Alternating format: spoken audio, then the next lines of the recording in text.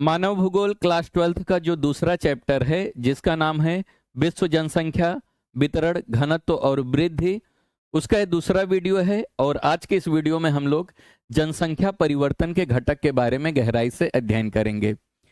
जनसंख्या परिवर्तन का मतलब क्या होता है, सबसे पहले आइए हम इसको समझते हैं। तो यहाँ पे ध्यान दो, जनसंख्या वृद्धि अथवा जनसंख्या परिवर्तन का अभिप्राय, अभिप्राय का मतलब होता है अर्थ, किसी क्षेत्र में समय की किसी निश्चित अवधि के दौरान बसे हुए लोगों की संख्या में परिवर्तन से है।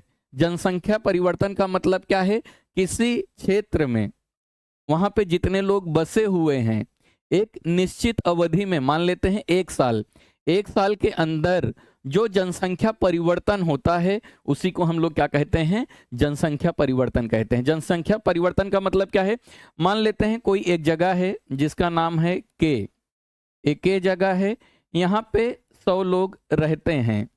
एक साल के बाद यहाँ पे या तो 105 लोग हो गए या तो 95 लोग हो गए। तो देख रहे हो एक साल के बाद क्या हो रहा है, जनसंख्या में परिवर्तन हो रहा है। 100 लोग थे, एक साल के बाद 105 हो गए, यानी 100 से परिवर्तन हो गया 105 हो गया, या 100 थे 95 हो गए, तो भी जनसंख्या में क्या हुआ, परिवर्तन हुआ। समझ में आ गया, आगे समझो। यह परिवर्तन धनात्मक भी हो सकता है और ऋणात्मक भी हो सकता है। तो जनसंख्या में परिवर्तन या तो धनात्मक होगा या तो ऋणात्मक होगा। जैसे किसी स्थान पर 100 लोग थे, 105 हो गए, यहाँ पे क्या हो गए, 100 से 105 हो गए, बढ़ गए, तो यहाँ पे धनात्मक परिवर्तन हो जाएगा।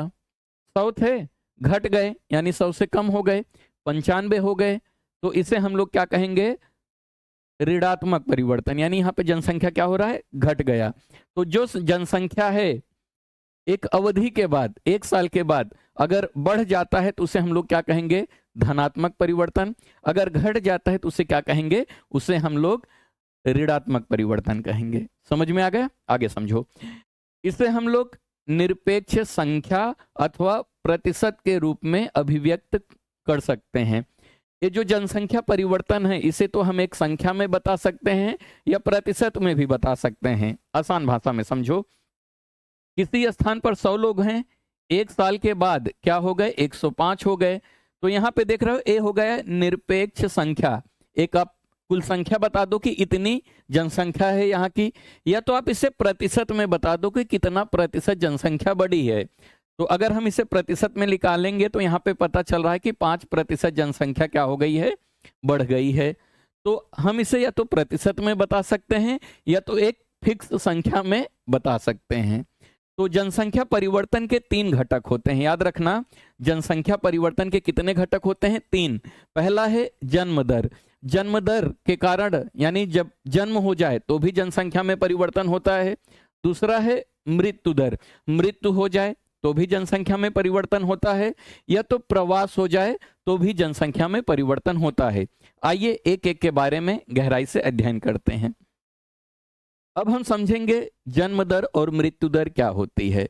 तो जन्म दर निकालने से पहले जन्म क्या होता है, किसी स्थान पर कुछ जनसंख्या रहती है, कुछ समय के बाद वहां पे कुछ लोग और पैदा हो जाते हैं, तो उसे हम लोग क्या कहेंगे, जन्म दर कहेंगे। आप परिभाषा में समझो, एक वर्ष में प्रति 1000 जनसंख्या के अनुपात में जन्म लेने वाले जीवित शिशुओं की संख्या जो है उसे हम लोग क्या कहेंगे, जन्म दर कहेंगे। कोई एक स्थान है, कोई एक जगह है, एक साल में जितने बच्चे वहां पे जन्म लेते हैं, एक साल में जितने बच्चे वहां पे जन्म लेते हैं, लेकिन एक बात याद रखना, 1000 के अनुपात में हमेशा क्या किया जाता है, जन्म दर को देखा जाता है। यानी 1000 जनसंख्या में कितने लोगों का जन्म हुआ, इस हिसाब से जन्म दर की गणना की जाती है। तो क्या लिखा है, एक वर्ष में प्रति 1000 जनसंख्या के अनुपात में जन्म लेने वाले जीवित यानी वो बच्चे जो पैदा हुए हैं वो क्या रहने चाहिए, जीवित रहने चाहिए। जीवित शिशुओं की जो संख्या है उसे हम लोग क्या कहते हैं, जन्म दर कहते हैं। जैसे मान लेते हैं किसी स्थान पर 1000 लोग रहते हैं, एक साल के बाद यहाँ पे 10 लोग क्या हो गए, पैदा हो गए। पैदा होने के बाद ये बच्चे क्या हैं, जीवित हैं। तो इसी को हम लोग क्या कहेंगे, जन्म दर कहेंगे। जन्म दर निकालने का एक सूत्र होता है, अक्सर परीक्षा में पूछा जाता है, तो याद रखना वो सूत्र है जन्म दर बराबर जीवित जन्मों की कुल संख्या। किसी क्षेत्र में एक साल में कितने बच्चे पैदा हुए हैं वो हम यहाँ पे लिख देंगे और भाग दे देंगे। किससे भाग देंगे, क्षेत्र की कुल जनसंख्या से। वहां पे टोटल कुल कितनी जनसंख्या है उससे हम भाग दे देंगे और गुणा कर देंगे 1000। 1000 गुणा क्यों करेंगे, क्योंकि हम लोग प्रति 1000 जनसंख्या में क्या करते हैं, जन्म दर को मापते हैं, इसलिए हम क्या कर देंगे, गुणे 1000 कर देंगे। जैसे मान लेते हैं किसी स्थान पर कुल कितने बच्चे पैदा हो गए, 10 बच्चे पैदा हो गए, और उस क्षेत्र की कुल जनसंख्या कितनी हो जाएगी, 1000 पहले थी, 10 हो गई, तो टोटल यहाँ पे कितना आ जाएगा, 1010 आ जाएगा, और गुणे 1000 कर देंगे तो हमें पता चल जाएगा जन्म दर कितना हुआ है उस जगह पे।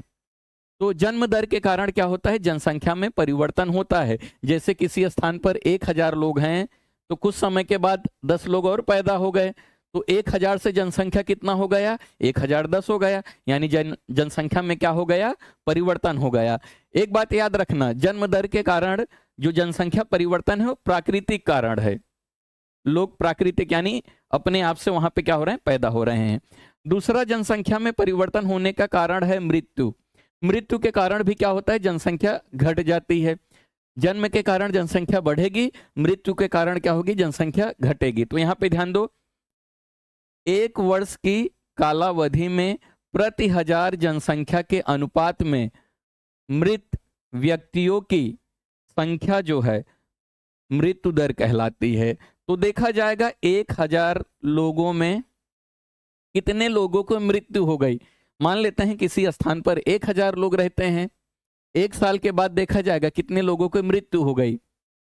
जैसे यहाँ पे 1000 लोग हैं, 1 साल के बाद मान लेते हैं वहां पे 15 लोगों की मृत्यु हो गई, तो ये क्या है, हमारी मृत्यु दर है। तो यानी 1000 के जनसंख्या के अनुपात में मृत्यु दर की गणना की जाती है।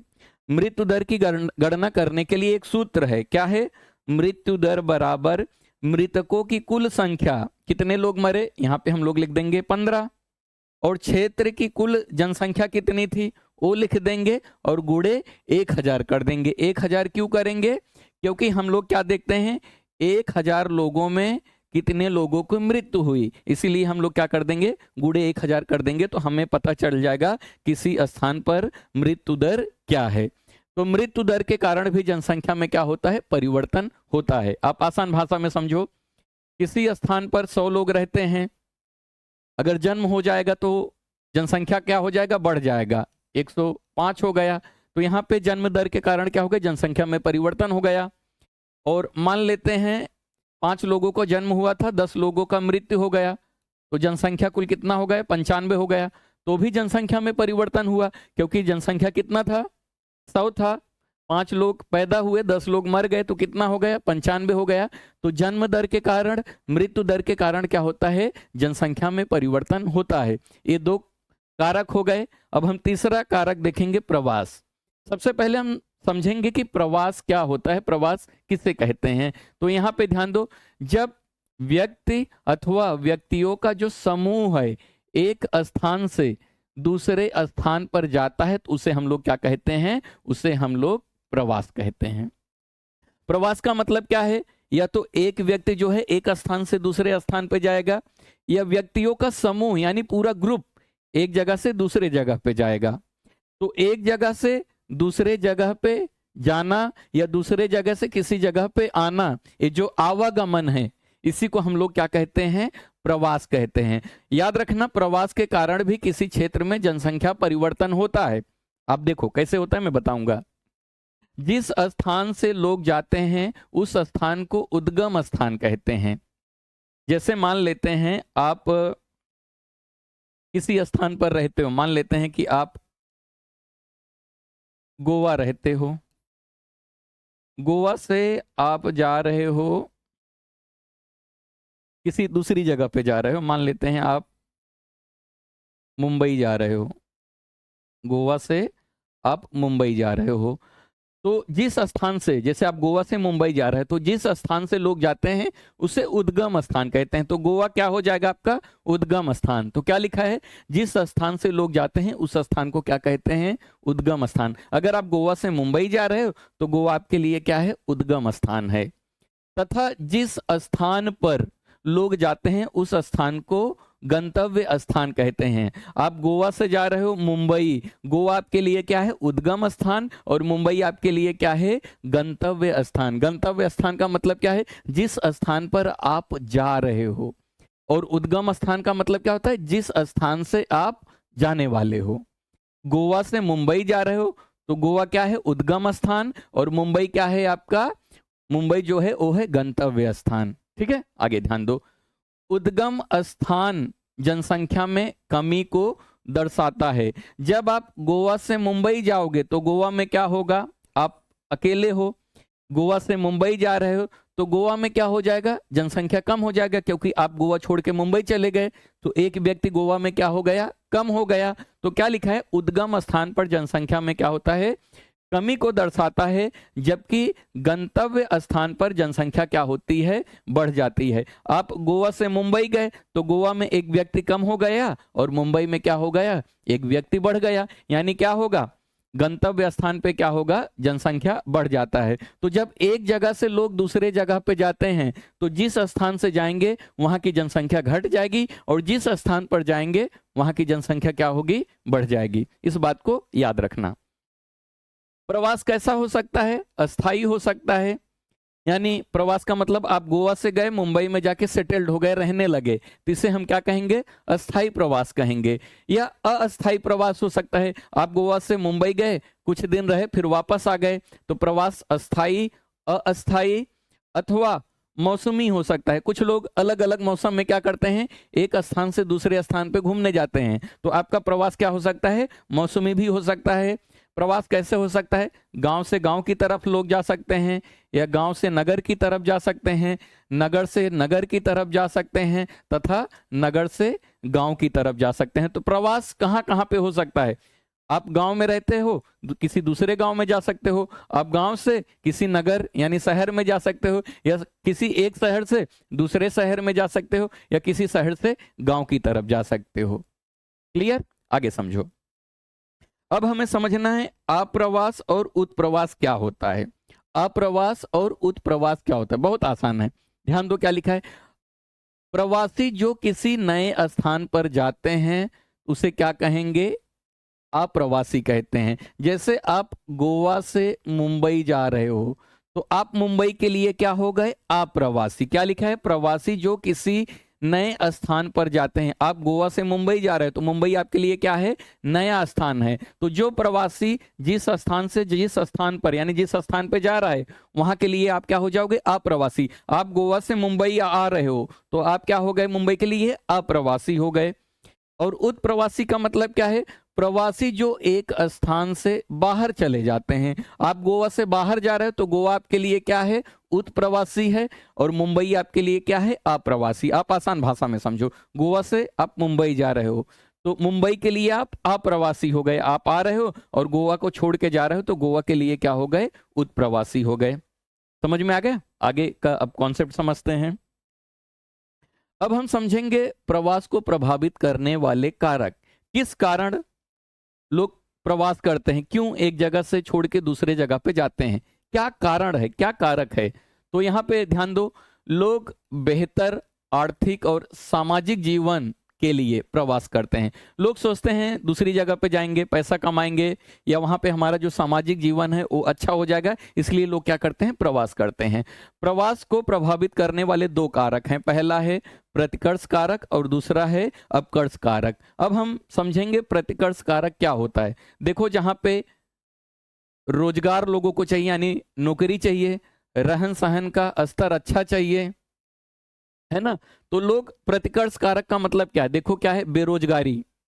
बेरोजगारी के कारण क्या करते हैं लोग? एक स्थान से छोड़ के दूसरे स्थान पे, मान लेते हैं आप किसी स्थान पर रहते हो, वहां पे आपको रोजगार नहीं मिल रहा है, आप बेरोजगार हो, तो आप इस जगह को छोड़ के चले जाओगे। रहन सहन की जो दशाएं हैं वो काफी अच्छी नहीं है, निम्न है, तो भी आप जिस स्थान पर रहते हो उस स्थान को छोड़ के चले जाओगे। या वहां पे राजनीतिक उपद्रव होता है, राजनीति सिस्टमेटिक नहीं है, जो सरकार है वो अस्थायी नहीं है, तो राजनीतिक उपद्रव के कारण भी एक स्थान को छोड़ के आप किसी दूसरे स्थान पे चले जाओगे। या एक कारण हो सकता है प्रतिकूल जलवायु, आप जिस जलवायु में रहते हो वो जलवायु अच्छी नहीं है, या प्राकृतिक विपदाएं आ गए, कुछ ऐसी प्राकृतिक आपदाएं आ गए जिसके कारण आप उस स्थान को छोड़ के जाओगे। या महामारी आ गए यानी बीमारी आ गया तो भी आप उस स्थान को छोड़ के जा सकते हो। या सामाजिक आर्थिक पिछड़ापन है तो भी आप क्या करोगे, उद्गम स्थान को छोड़ के किसी दूसरे जगह पे चले जाओगे। तो यही कारण है लोग उद्गम स्थान को छोड़ के क्यों दूसरी जगह पे जाते हैं। तो इसे हम लोग क्या कहेंगे, प्रतिकर्ष कारक। प्रतिकर्ष कारक का मतलब क्या है, जब आप उद्गम स्थान को छोड़ के दूसरे स्थान पर जाते हो तो क्या कारण है। कारण यही है बेरोजगारी, रहन सहन की निम्न दशाएं, राजनीतिक उपद्रव, प्रतिकूल जलवायु, प्राकृतिक विपदाएं यानी आपदाएं जो हैं, महामारी हैं, सामाजिक आर्थिक पिछड़ापन। यही कारण है कि लोग उद्गम स्थान को क्या करते हैं, छोड़ के दूसरी जगह पे चले जाते हैं, क्योंकि ये क्या करेगा, आपको कम आकर्षित बनाता है। अपकर्ष कारक का मतलब क्या है, आप एक जगह से छोड़ के दूसरी जगह पे जा रहे हो, क्यों जा रहे हो, क्योंकि वो आपको आकर्षित कर रहा है। क्या कारण है, वहां पे काम के बेहतर अवसर आपको मिल जाएगा, यानी अच्छी नौकरी मिल जाएगी, रहन सहन की आपको अच्छी दशाएं मिल जाएंगी, शांति रहेगा, अस्थायित्व तो रहेगा, जीवन व संपत्ति की सुरक्षा के कारण आप वहां जा सकते हो, अनुकूल जलवायु के कारण जा सकते हो। ये सब कारण क्या करते हैं, गंतव्य स्थान को उद्गम स्थान की अपेक्षा अधिक आकर्षक बनाते हैं। तो जिस स्थान से लोग छोड़कर दूसरे स्थान पर जाते हैं तो कारण होता है, क्या कारण होता है, प्रतिकर्ष कारण, है ना। जो कारण है, जिस कारण आप छोड़ के जा रहे हो उसे क्या बोलेंगे, प्रतिकर्ष कारक। और अपकर्ष कारक क्या है, क्यों जा रहे हो, क्योंकि आप गांव से शहर में जा रहे हो तो जाहिर सी बात है कि आपको काम अच्छा मिल जाएगा, रहन सहन की आपकी अच्छी दशा हो जाएगी, आपको शांति रहेगा, वहां पे जीवन और संपत्ति की सुरक्षा अच्छी मिल जाएगी, जलवायु अनुकूल मिल जाएगा। यही कारण है कि आप गांव से शहर जा रहे हो, या शहर से गांव जा रहे हो, या गांव से गांव जा रहे हो, कुछ भी हो सकता है। ऐसा जरूरी नहीं कि गांव से शहर ही जाए या शहर से गांव जाए, कुछ भी प्रवास हो सकता है। ठीक है, मुझे यकीन है कि आपको कॉन्सेप्ट अच्छे से समझ में आ गया रहेगा। हमने पार्ट 1 में जो था, पार्ट 1 में हमने पढ़ा था जनसंख्या वितरण को प्रभावित करने वाले कारक, और पार्ट 2 में हमने अभी पढ़ा जनसंख्या परिवर्तन के घटक, और पार्ट 3 में हम पढ़ेंगे जनांकिकी संक्रमण सिद्धांत के बारे में, यानी अगले वीडियो में। अगर आपने मानव भूगोल का सभी वीडियो नहीं देखा है तो उसका लिंक आपको नीचे डिस्क्रिप्शन में मिल जाएगा, नहीं तो आप प्लेलिस्ट में जाके मानव भूगोल का सभी वीडियो एक साथ देख सकते हैं। वीडियो कैसा लगा कमेंट करके जरूर बताइएगा, और अगर अभी तक इस चैनल को आपने सब्सक्राइब नहीं किया तो कर लीजिए। वीडियो देखने के लिए धन्यवाद।